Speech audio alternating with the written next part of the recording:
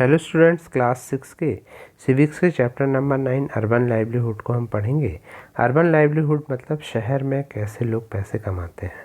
बहुत सारे बड़े बड़े लगभग there are more than 5000 towns and 27 big cities in India. India में क्या है, लगभग 5000 टाउन है और 27 बिग सिटीज़ हैं। बिग सिटीज़ में चेन्नई, मुंबई, दिल्ली, कोलकाता हैं, जिनमें 1 मिलियन से ज़्यादा लोग रहते हैं। और ये कहा जाता है कि सिटी कभी सोता नहीं है, मतलब इसमें हमेशा लोग जागते रहते हैं। Let's visit one and find out about work people do in a city. Are they employed by someone or are they self employed. अब हम देखेंगे कि सिटी में लोग क्या क्या काम करते हैं, क्या उनको कोई नौकरी देता है या वो खुद अपना काम करते हैं, कैसे वो अपना आप को ऑर्गेनाइज करते हैं। तो चलिए हम पढ़ते हैं। सबसे पहले वर्किंग ऑन स्ट्रीट। आपने ये कह रहा है चैप्टर कि this is the city where my cousin lives. तो इसमें एक लड़का कह रहा है कि ये एक शहर है जहाँ मेरा कज़न रहता है और मैं यहाँ कुछ समय के लिए आया हूँ। ये बहुत बड़ा है और जब मैं यहाँ आया तो मेरा कज़न ने मुझे आसपास घुमाने ले गया। We left a house early in the morning. हम सुबह सुबह जल्दी घर से निकले और जब हम कॉर्नर पे गए तो हमने देखा कि वहाँ बहुत सारी एक्टिविटीज़ हो रही हैं। वेजिटेबल वेंडर, जो वेजिटेबल बेचने वाला है, वो अरेंजिंग कर रहा है टमाटो, कैरेट। आपने भी देखा होगा, आपके आसपास वेजिटेबल वेंडर होते हैं। और cucumber in basket and stall and people could see what she had to sell, कि वो क्या बेच रही है या क्या बेच रहा है। फिर उसके बाद फ्लावर स्टॉल है जहाँ पर फ्लावर बिक रहे थे। एक जगह न्यूज़पेपर है, बेचने वाला न्यूज़पेपर बेच रहा है। ठीक है। एक ऑटो रिक्शा हमको दिखा जिसमें बच्चे बैठे हुए थे। ठीक है। और एक ट्री के नीचे कॉबलर दिखा। कॉबलर मतलब होता है जो शूज़ को सुधारता है। एक जगह बार्बर दिखा जो बाल को काट रहा था। तो इस तरह से क्या है, हमको बहुत सारे लोग दिखे। आ लिटिल वे डाउन, और जब हम आगे बढ़े मेरे कज़न के साथ तो मेरे को एक वुमेन दिखी जो एक कार्ट लेकर जा रही थी और उसमें वो सारे प्लास्टिक के सामान बेच रही थी। तो यहाँ पर क्या है, हमको इस तरह के लोग सबसे पहले मार्केट में दिखे या इस तरह के लोग हमको सिटी में दिखे काम करते हुए। तो सिटी में कई तरह के लोग होते हैं। जैसे एक बच्चू माझनी करके रिक्शा वाला पुलर मिला, तो वो कह रहा था कि भाई मैं विलेज से, बिहार से आया हूँ। ये देखिए, ये इसका फोटो है। और रिक्शा पुलर जो होते हैं वो रिक्शा खींचते हैं, लोग उनमें बैठते हैं। और मैं वहाँ पर वर्क एज अ मेज़न काम करता था। मेज़न मतलब होता है जो घर की ईंटों को मतलब जोड़ता है। आपने देखा होगा, मेज़न कहलाता है, मिस्त्री कहते हैं। मेरे वाइफ और 3 चिल्ड्रन जो है वो गांव में रहते थे हम लोग, और हमारे पास लैंड नहीं है। तो विलेज में जो है मेरे को ज़्यादा काम नहीं मिलता था मिस्त्री का। तो मैं जो है शहर में आया, मैंने साइकिल रिक्शा ख़रीदा और इसको इंस्टॉलमेंट में पैसे दिए। और जब मैं यहाँ बस स्टैंड पे सुबह सुबह आ जाता हूँ और जब कस्टमर को कहीं जाना होता है तो वो जाते हैं और मुझे 5 से 10 रुपये देते हैं। व्हेन आई एम इल, जब मैं बीमार होता हूँ तो मैं काम नहीं कर पाता, तो फिर मेरी अर्निंग नहीं हो पाती। मैं अपने दोस्तों के साथ यहाँ रहता हूँ और रेंट पर, और मैं लगभग 80 से 100 रुपये पर डे कमाता हूँ, जिसमें से 50 से 60 रुपीज़ मैं जो है वो फूड पे खर्च कर देता हूँ, 50 to 60 रुपीज़। और जो है बाकी जो है पैसे जो है मैं घर भेज देता हूँ, ऐसा वो कह रहा है। ठीक, 50 to 60 रुपीज़, और जो बचते हैं बाकी पैसे तो वो मैं फैमिली को भेज देता हूँ। तो क्या आप ये क्वेश्चन का आंसर ढूंढ सकते हैं कि बच्चू माझनी क्यों शहर में आया? क्योंकि भाई उसे गांव में काम नहीं मिल रहा था। और बच्चू माझनी जो है वो यहाँ पर अपने फैमिली के साथ क्यों नहीं रहता, बताइए? क्योंकि भाई वो इसलिए नहीं रह सकता, बच्चू माझी की भाई उसके पास जो है मकान नहीं है, उसको इतनी कमाई नहीं है। ठीक है ना। तो लाइक बच्चू माझी, बहुत सारे लोग सिटी में होते हैं जो शहर मतलब स्ट्रीट में काम करते हैं। और अहमदाबाद सिटी में ये देखा गया कि लगभग 12% जो सारे वर्कर हैं उसमें से आधे से ज़्यादा लोग स्ट्रीट में काम करते हैं, गलियों में काम करते हैं। वो छोटी मोटी चीज़ें बेचते हैं या रिपेयर करते हैं और प्रोवाइड करते हैं सर्विस। वो जो है एम्प्लॉयड नहीं है, मतलब उनको कोई ने काम पे नहीं रखा है। परंतु वो अपना काम खुद करते हैं। तो जो लोग भी स्ट्रीट में काम करते हैं उन्हें अपना खुद सेटअप करना होता है शॉप को, और उनके जो शॉप होते हैं वो जनरली टेम्परेरी होते हैं, और वो कहीं पर भी बोर्ड लगा करके या पेवमेंट में कुछ भी बिछा करके शॉप को शुरू कर लेते हैं। और कई बार तो पुलिस उनके शॉप को जो है हटवा देती है, नगर निगम उनके शॉप को हटवा देती है, ठीक है, और उनकी कोई सिक्योरिटी नहीं होती। तो और कई जगह तो शहर में हॉकर्स को अलाउ भी नहीं करते। और इसी तरह वेंडर होते हैं, वेंडर जो होते हैं वो घर की बनी हुई चीज़ों को, फैमिली मेम्बर्स से बनी हुई चीज़ों को बेचते हैं। आपने देखा होगा नमकीन वाले, ठीक है, समोसे वाले, ठीक, और कई तरह की जो जैसे आइसक्रीम वाला। तो ये जो कई जो वेंडर जो घूम घूम के बेचते हैं वो वाले, ठीक है। तो इनमें जनरली क्या होता है कि फॉर एग्ज़ाम्पल जो फूड बेचते हैं, स्नैक्स बेचते हैं स्ट्रीट पर, चाउमीन आपने देखा होगा, या और भी जो शॉप देखी होंगी, चाट शॉप, तो ये सब जो होती हैं तो ये वेंडर कहलाते हैं।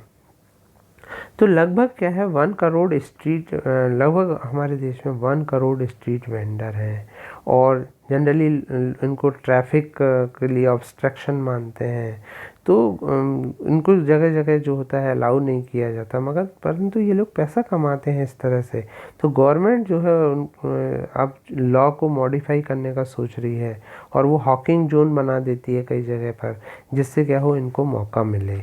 फिर उसके बाद इन द मार्केट।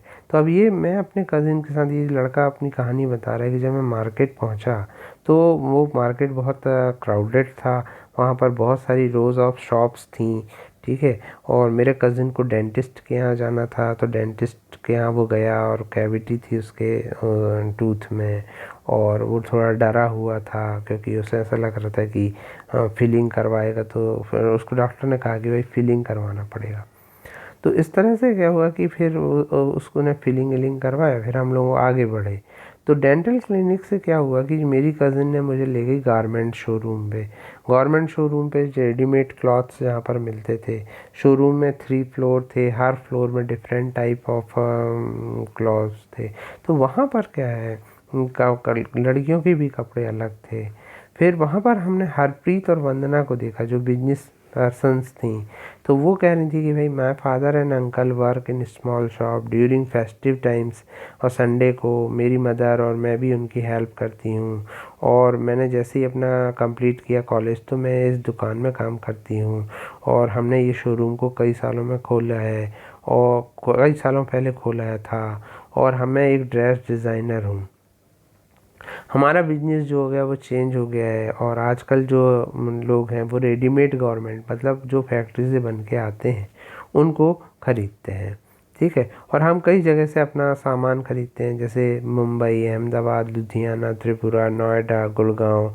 और कई बार तो हमारे जो आइटम होते हैं वो फॉरेन कंट्रीज से भी आते हैं, हमको एडवर्टाइज़ करना होता है, ठीक है। और फिर क्या होता है कि हम जो है बिल्डिंग का रेंट देना होता है, और मार्केट आसपास बहुत सारा ग्रोन हो गया है, तो हम जो है अभी तो रेंट से ले रहे हैं, लेकिन आगे चल के हम अपना किराए से लेंगे।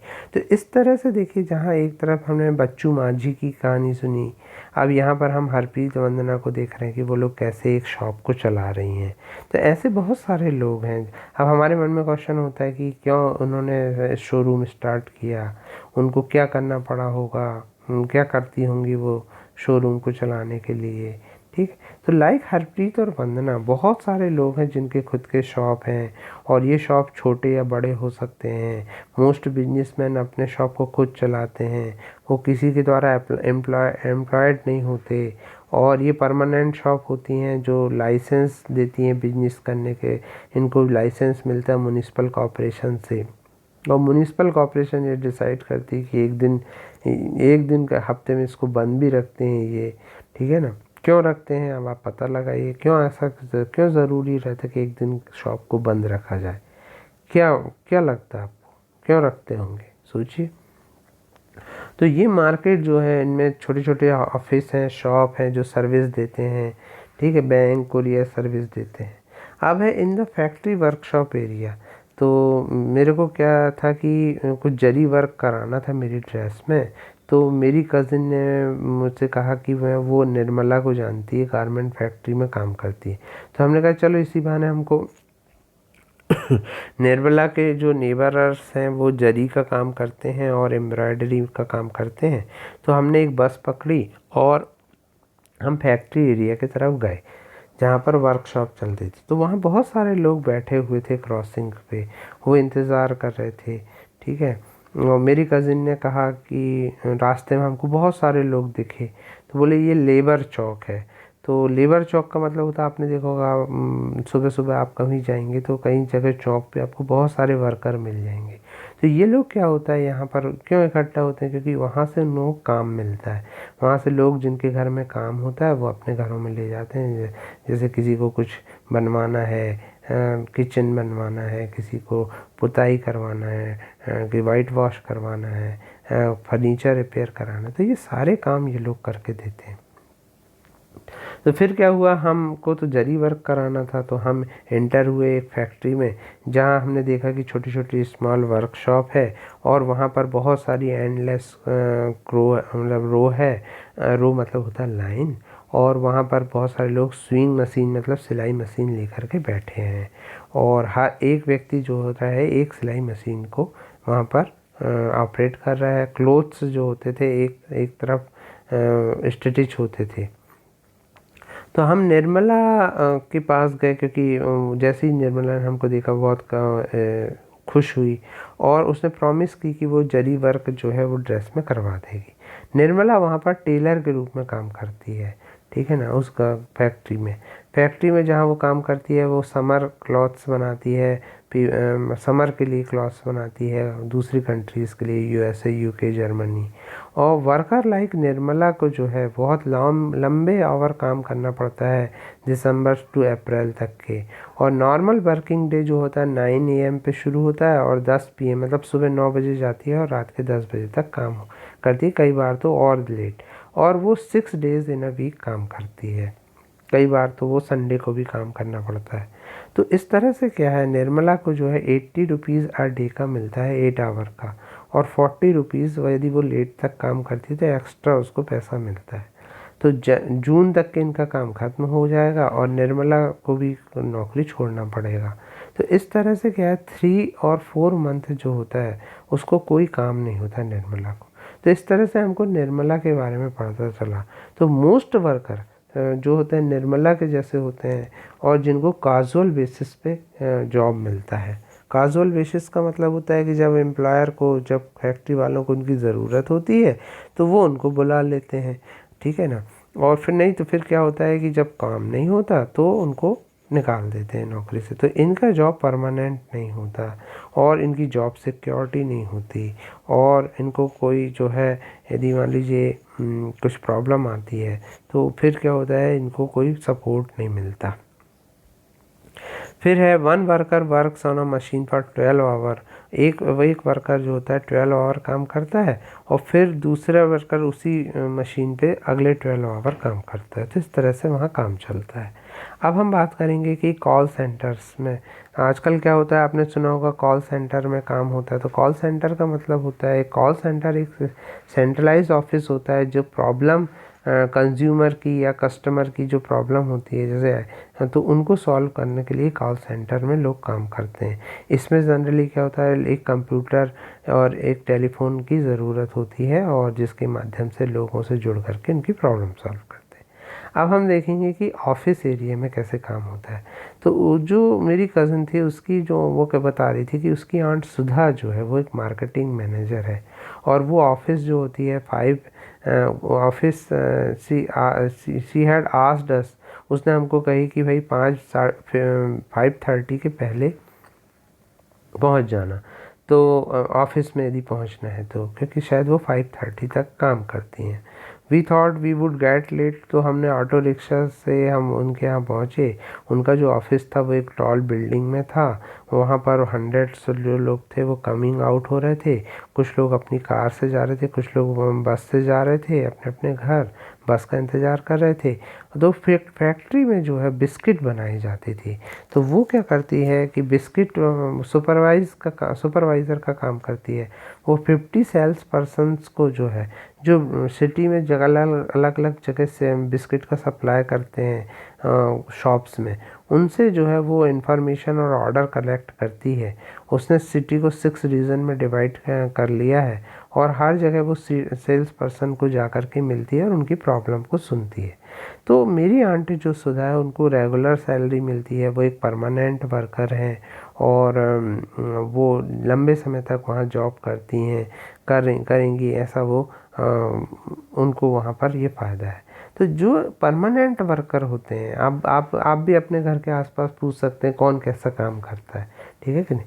तो जो परमानेंट वर्कर होते हैं उनको कुछ सुविधाएं मिलती हैं, जैसे सेविंग फॉर ओल्ड एज। उनकी जो पेमेंट होती है उसमें से कुछ पैसा जो होता है वो उनका कटते जाता है, गवर्नमेंट उनको काट के पैसा अपने पास रख लेती है और फिर उसमें हर महीने इंटरेस्ट देती है, तो वो पैसा खूब सारा हो जाता है। तो ओल्ड एज में जब उनके पास कोई काम नहीं रहेगा तो वो उससे उनको पैसा मिल जाता है। फिर उनको हॉलीडेज़ भी मिलता है, मेडिकल फैसिलिटी भी मिलती है परमानेंट काम यदि करते हैं तो। बहुत सारे वर्कर हैं सिटी में जो ऑफिस में काम करते हैं, गवर्नमेंट डिपार्टमेंट में काम करते हैं, वो लोग परमानेंट एम्प्लॉय होते हैं।